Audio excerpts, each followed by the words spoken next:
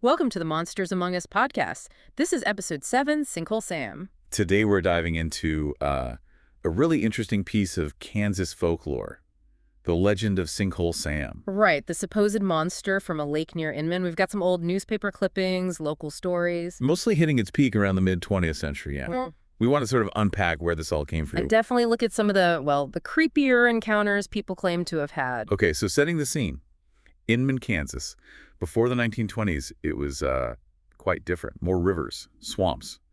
They called it the Chain Lakes. Sounds like prime habitat for, well, big reptiles maybe. Exactly. Then it got drained for farmland, leaving these isolated water bodies, sinkholes, lakes, the big sinkhole, Inman Lake, places people fished. And where you have fishermen, you sometimes get stories. The call tales, yeah. Yeah. And the early ones were definitely hinting at something unusual in those waters.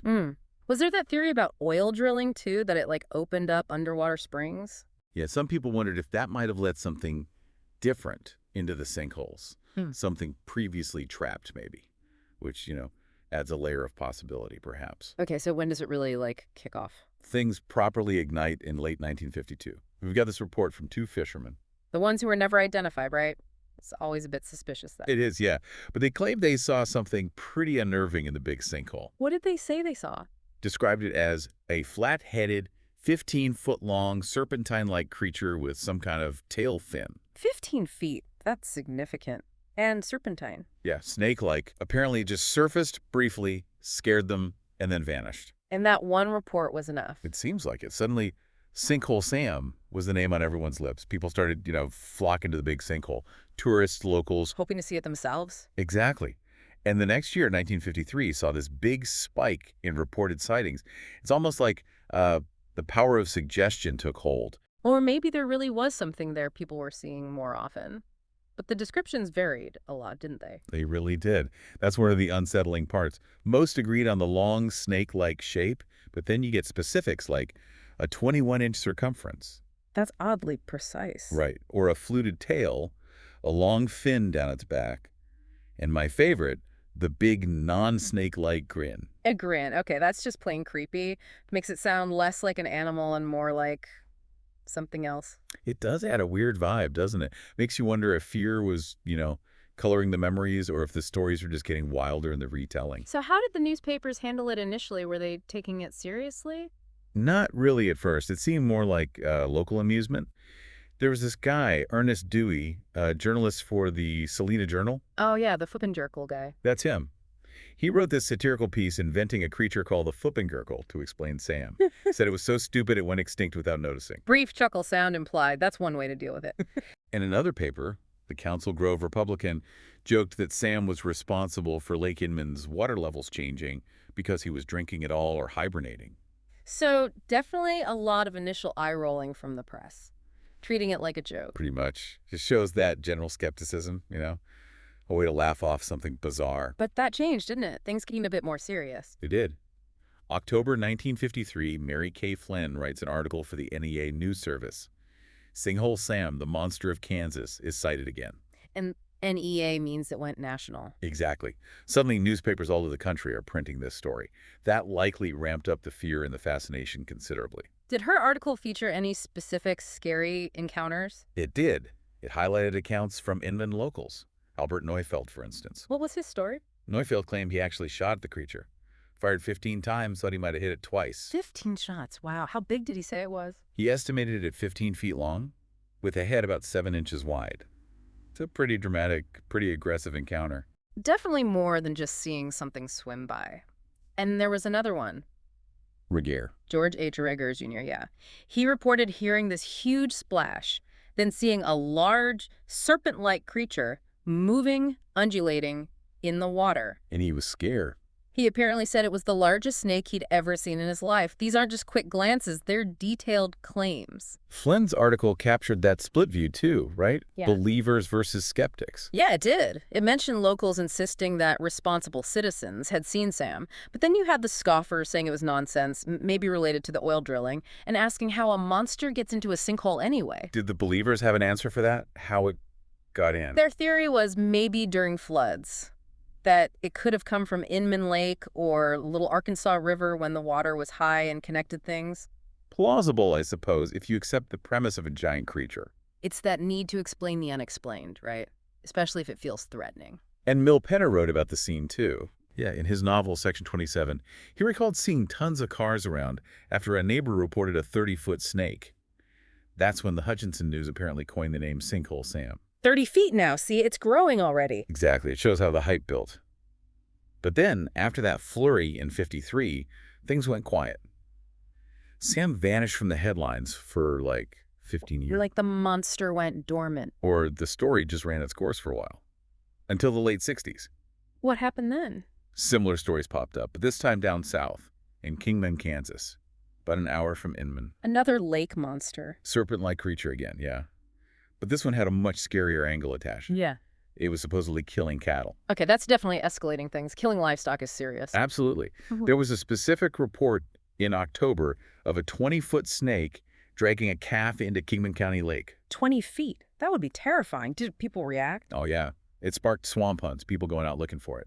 The Wichita Eagle ran a big story in August '69, Hunt on for Giant Snake. Did they connect it back to Sinkhole Sam? Explicitly. The article drew parallels, suggesting maybe it was the same creature, or at least the same kind of phenomenon. And did the old Sam stories get dragged out again? They did. And this time, some accounts got, well, embellished.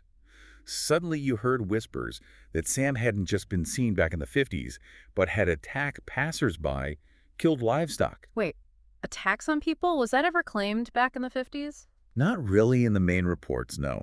It seems like a later addition, maybe conflated with the Kingman fears, and Neufeld's 15-foot estimate. In some of these '60s retellings, it ballooned to 30 feet. 30 feet again. The fear factor definitely seems to inflate the size. It really does.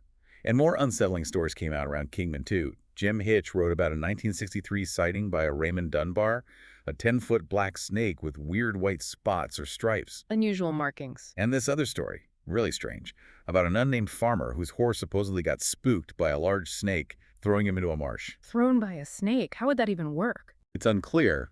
It sounds very much like a panicked exaggeration, maybe. But these kinds of frightening accounts fueled the hunts. Did the local press down there buy into it? Bob Quinn, who published the Kingman Journal, sort of acknowledged it was partly for fun, the hunts.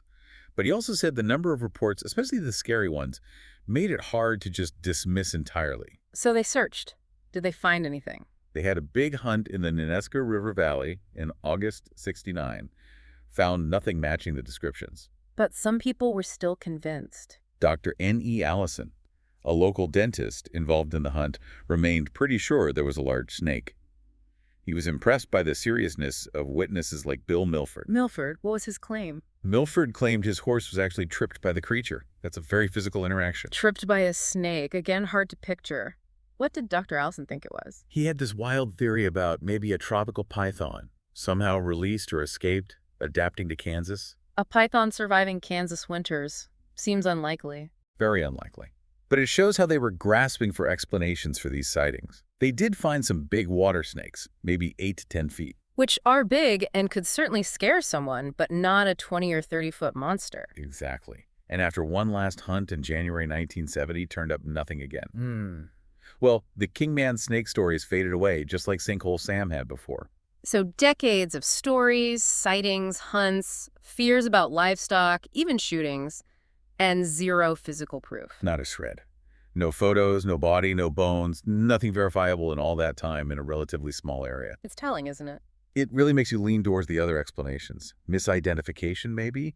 Or just stories? Well, think about the inconsistencies. Snake-like, eel-like, worm-like, 15 feet, 30 feet, fins, no fins, a grin. The details are all over the place. And they seem to get more dramatic over time. The shooting story changing, the attacks being added later. Right, and remember, the whole thing arguably started with those two unidentified fishermen. That's not a strong foundation. Plus, the families of the main witnesses seem skeptical themselves. Yeah, Albert Neufeld's son basically saying his dad liked to tell a good story, and it got bigger over time.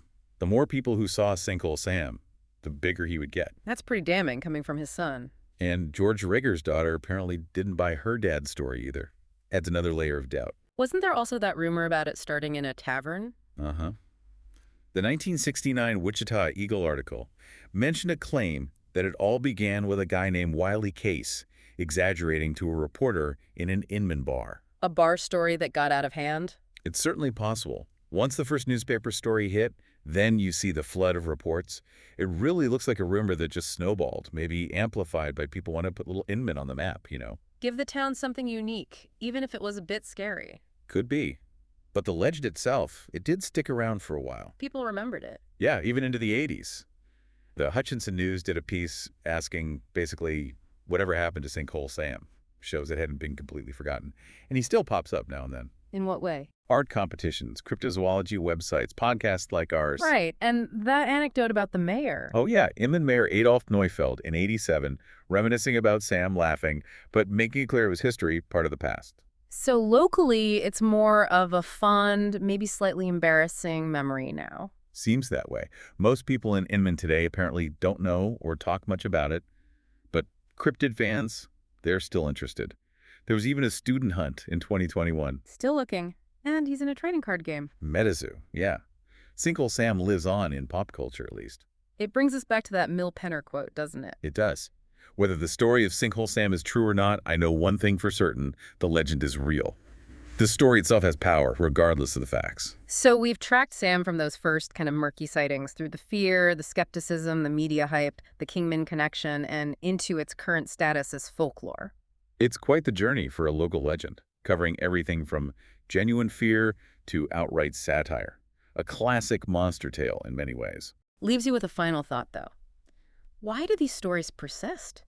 Even with no proof, why do we keep telling tales about monsters in the lake or the woods? What is it about Sinkhole Sam?